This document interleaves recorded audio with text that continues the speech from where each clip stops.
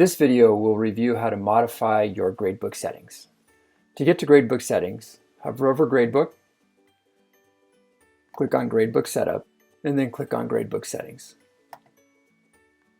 There are a number of different settings on this page. However, we're going to focus on these top two. The default final grade rounding settings just determine how you round or don't round the final student grade. If rounding is turned on, it will round to either the whole number, 1 decimal place, or 2 decimal places, depending on what you select. Those settings are confirmed on the right of the page.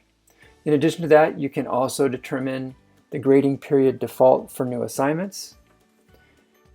In this case, it is set to assignment due date. In other words, when you're creating an assignment and you give it a due date, that particular assignment will be added to the term in which that assignment due date falls. You can see there's some other settings here as well. To learn more about these settings and the other settings on this page, do know that you have this question mark here, and if you click on that, it will give you more information about the settings on this page.